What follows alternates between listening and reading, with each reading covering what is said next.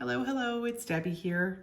I have plate CJS 344 in front of me, and it is a beautiful spring plate that someone was asking about.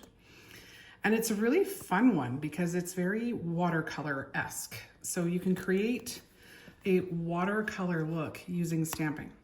So what I thought I would do is do a couple and show you how to sort of select colors to do the watercolor look. But then you can also use, because there are outlines for this plate, you can also use our watercolors, our watercolor paints, and create a similar look, or a completely different look, really, a different effect using the watercolor paint. And I'll show you a couple little tricks about that. We'll have to use a little bit of our KoKo and Clear, but let's start with stamping first. I'm gonna actually stamp on my own nails. I know you guys prefer that. Makes sense. Way more relatable, unless you're making press-ons, of course. Okay, let's go ahead and start this. I'm gonna do the rose. We'll start off with this rose that's down in this bottom corner here. Actually, let's zoom in a little bit. How's that gonna work? That looks pretty good. That looks pretty good. And we can see that rose down there in the corner. So let's do a red rose, because roses are, you know, generally red or pink or yellow, but let's start with a red one. What are these? Are these gonna work? 96 and 62. Actually, those would be pretty nice. It's nice to have contrast when you're trying to do a watercolored look. You want one to be maybe lighter and brighter and another one a little more deep so that you can see the difference. You're trying to create like a shadow or highlight effect. So you want a couple of colors that are going to be a little bit different. If you try and put colors that are too similar on top of each other, you're not going to see that differentiation, and it's just kind of pointless. So this is number 96, and I'm going to start with it as my flower here, the first layer. Cover that guy up completely. And I'm gonna scrape that way so I don't go into my leaves here, then I won't have to clean them up after. And we're pretty clean, so let's just go straight onto a nail. Let's go into this guy. There we go. Really pretty red. Now, did I need to leave enough room for leaves? Kind of not. Hold on. Let's do that again, and we'll put it up a little bit further.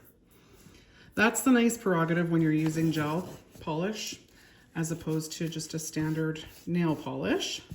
You want to plan it out a little better if you're using just standard nail polish, because you can't exactly go in and completely start over easily like you can when you're using gel polish. So let's do that again. We'll scrape.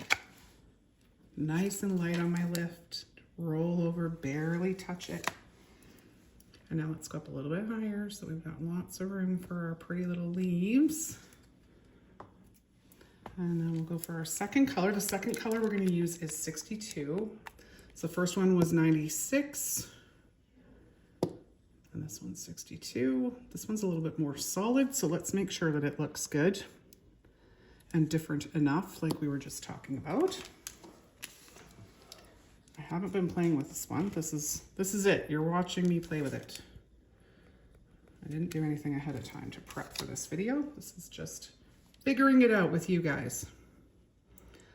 So you can see where it's supposed to sit just based on its shape. And it's watercolor, so it doesn't really matter. Now, I can see a difference. Let me pull in as close as I can. Can you see how that first one is a little more orange in layer, in color, and the second one's a little deeper? Okay, so you know what? For contrast, let's do another one right alongside this. And let's choose some colors that are going to be obvious, because I know on camera it's tricky. Let's do a yellow. So this is 95. Looks like it's mixed up okay. We're going to use that lighter one first. Our scraper.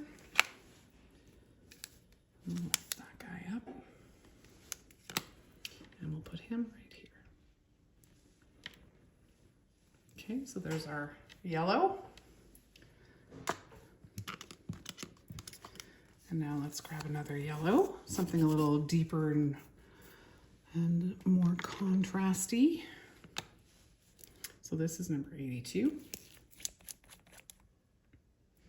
Ooh, this guy needs some mixing for sure. That was a good one to pick. Let's see if just mixing it here does the trick. Mixing your polishes is so incredibly important if you want to have a successful lift. Yeah, I think we're okay. It's just been sitting for a while, that one. Got to the consistency we need just by mixing it. Now, if I hadn't gotten there, I'd have to thin it. Use a little tiny bit of thinner and get that consistency that you need so that you can actually lift up an image. As you can see, we're able to lift it up just fine here. And now we're gonna put this over top of that smoosh session. You can see the differences there a little better. I guess I could have gone even more contrasty. Not sure if it's gonna be as pretty though, so let's try something a little more contrasty. What is this? This is 135. Just gonna go right over top of that guy.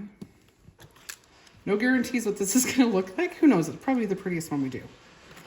That often happens. Colors you least expect to work out and look amazing end up working out and looking amazing. So let's do that guy. There, we've got more contrast. That should be easier to see on camera here. Okay. So now we're gonna do our leaves underneath. So let's grab, what do we wanna grab? I wanna go earthy, a little more bright. That's a pretty base one. 083, and then we want something darker over top. I kind of like the blue base in these. These are kind of cool. Let's try these together and see what they look like. And this is 205, the darker color. So let's start with that. So I'm gonna do the bigger one in the lighter color. Get this guy mixed up. You can see this one's been sitting for a while too.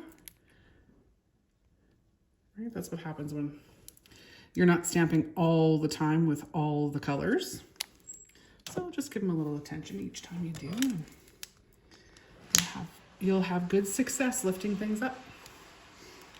All right, so this guy, as you can see in our picture over here, these guys are just gonna kind of fit on that flat side underneath this rogue petal up here. Whoops, and of course I am not in frame when I do that. Sorry guys, this next one, I promise I'll make sure I'm in frame. It's way easier to learn when we can see, Debbie, for heaven's sake. Okay, let's see how this guy looks with this. I think it's gonna be kind of neat. And there's our littler shadow image here. Okay. All right. So these guys are just gonna fit in over top and give us some contrast. That looks really cool. That looks really cool. Okay, let's pick some different colors for this other one though, just so that you can see the difference. Let's go with something shimmery. Okay, so I better clean this off. Clean your plate. Oftentimes you can get away with lifting a couple of times, but you lose a little bit of detail if you leave that polish in behind, right? Or all the detail if you're not careful. Get this guy mixed. Who's this? This is number 100. This one I think is pretty sheer. Do I want this one? No, let's go 44 because it's a little less sheer. There we go, 44. One of my favorite kind of limey, shimmery colors. It's a must-have for any collection. Comes in super handy for greenery and such. And at Halloween. Okay, so this is gonna go on our yellow one. And same thing, it's kind of obvious where it goes. There's just that little V there where it fits in. And now over top, something similar yet solid. So 89. Let's try this guy, see how he looks. Give him Sometimes color selection is literally just about trial and error. And if you're not wanting to trial right onto your nails, then trial onto a sticky pad or onto a different surface, just to see what the colors look like together before you commit to putting it on your nail. Because if you're not working over top of gel polish, then it's kind of not an option, is it? You don't want to have to start by polishing all over again. And there we go for that guy. So stay with it. I know they look kind of, okay. Yeah, they sort of look like roses. All right, I get what you're trying to do. Now we're gonna come with something darker. Now, do we wanna go fully black? Well, let's go black on the red one. We may decide to go a little bit softer with just like a dark brown or something over top of the yellow instead of that stark black. But let's go with that stark black. Look at that. Over top of the red one. Okay. Now I'm gonna look right in between here and kind of right up here because I know where those guys go. So if I get them in the right spot, kind of outline those leaves a little bit, then you know you're going to get it into the right area. Look at that. Watercolor red rose. So pretty. And that's ready for top coat. Let's try a chocolate brown over top of the yellow. Our yellow rose. So I'm going to clean that out because those I want to be lovely and sharp, crisp images once I lift these up. So we'll make sure that is completely clean and completely dry before we put our brown in there.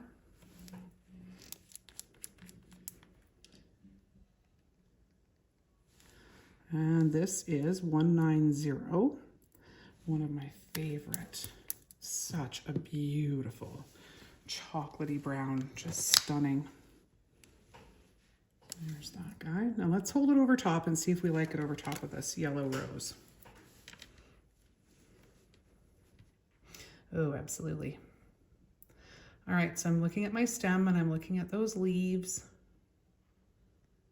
because this is going to outline those just slightly at that spot. Give it a push. Oh, look at that.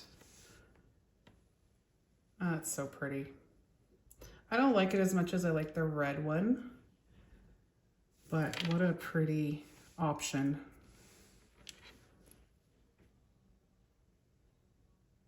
There we go. Okay, so we talked also about doing watercolor with watercolor paint.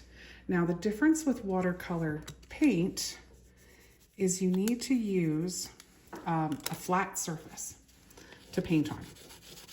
So you'll either have to use your normal polish with a matte top coat, or if you're using gel polish, then you'll need to cure on a matte gel top coat. So I have right here KoKo and Claire. So I'm going to go ahead and do a quick coat here. And we'll use the pointer finger. So I'm just going to polish it on. Give it a nice, even, thin coat. And give it a quick cure. All right, so give it a little wipe here so we get that dispersion layer off. If there's a little bit of a dispersion layer, we don't want that. So give it a little wipe just to make sure. And get these out of the way so I can get my painting stuff out here. And we've got a couple of different options for your paint trays. We have one that is shimmers and one and one that is flat. So, trying to stack them up here. Let's go over here with this one, and we'll go over here with this one, and then when I'm ready to actually load up a brush, I'll show you. So we also have this nice little spritzer bottle, which is all I usually have out when I'm going to do any watercolor painting. And deciding, let's go with the pinks, just because I want to stay with a nice bright color for our red rose. So I'm just going to give my pinks over here, right here, a little spritz with the bottle. And then that's going to be ready for me to use to load. And I'm going to use the small brush today. So we have 2 different sizes of brush for your watercolor. This is a 00 that I'm going to use today, this little guy. And we also have a number 4. That's this guy right here. Okay, so I'm just going to use the little one today. And I'm going to spritz a little bit of this into my lid as well, and use that to wet my brush. So I always have a cotton pad handy. Put that in the lid as well. Just going to slide this over here a little bit. I'm going to go ahead and stamp first, and then we'll paint. I don't know that I'm going to use the solid ones. I'll just maybe use the shimmer ones today. We'll see how it goes. All right. So let's go ahead and stamp our outline of our flower. We're going to use pink, so I'm going to go with black and keep it stark here so we can see it really well. And that's going to work as your outline. So it's nice to be able to do it first, and you'll see that the paint itself doesn't really stick to the stamping polish. So there we go, lifted that guy up. And we'll pop him right beside all these other guys. I'll go up a little higher with this one, get the whole stem on there. Okay, so our stamping is in place. And now let's pop this guy over top of there because we don't need the stamping plate anymore. So I'm gonna wet my brush a little bit. And then I'm gonna go in, I'm gonna go in with my lighter color first. So I wanna do this soft pink and just load up the brush, just give it some wiggles in on the paint. Now remember, I spritzed this a little bit too, so it's already loosening up a little bit. And now I'm just gonna go over to my nail, try and hold it still. And I'm just gonna lay some of that light pink across where my flower is going to be. Just like that. You can barely see it, that's okay, don't worry. So I'm gonna blot out a little bit of that. Go into my little bubble of water here. And now I'm gonna come back over here into the darker pink.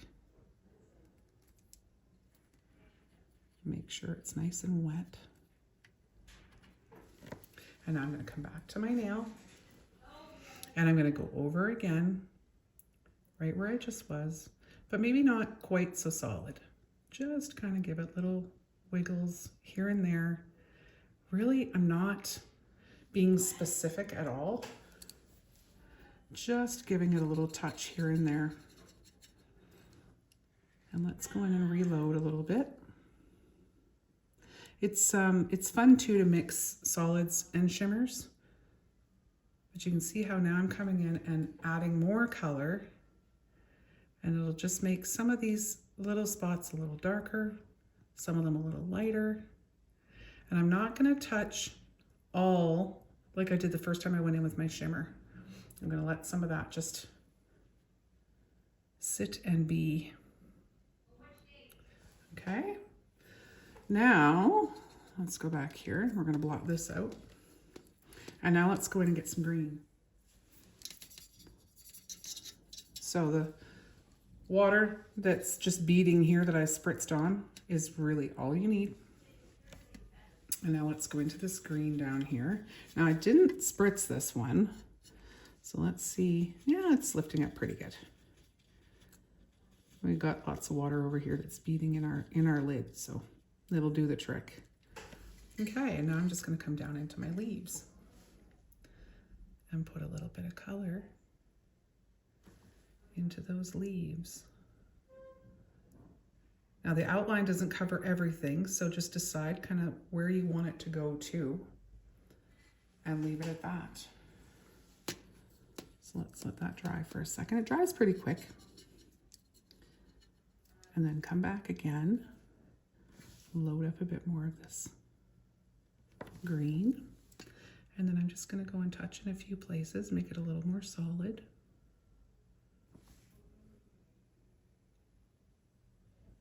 There's no right or wrong way to do this. Actually, the fun part is there's no wrong way to do this. And look at the pretty watercolored flower that we're getting. Now, you can play as much or as little as you want. You could leave it like that, and it would be completely sufficient. But let's play a little bit more. See if I can ruin it. Yeah, let's do it. I'm actually just going to come in here with some water. Not very much.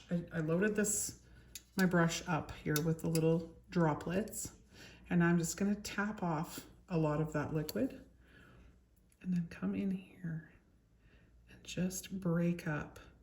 There's one spot there where there was a line where I went in. I'm just going to break it up a little bit just by touching it in a few little places, and it'll kind of break up that color that you left in and make it look that much more kind of soft watercolory. All right. So as you can tell with the watercolor paint, oh my goodness, like it's endless, the fun that you can have with the watercolor paint. And that's the difference in the looks. So these are all ready for top coat now. Your watercolor paint as well. I would use a water-based top coat if you're just using normal nail polish. Underneath, give it a water-based top coat before you put on your regular top coat so it doesn't smudge. And if you're using a gel top coat, you're ready to go. Gel top coats won't smudge stamping or the watercolor paint. Just float it over top and you're good to go.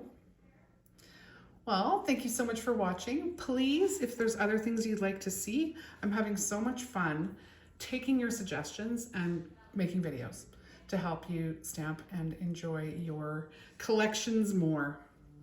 Thank you so much for watching today, and we'll see you in the next video.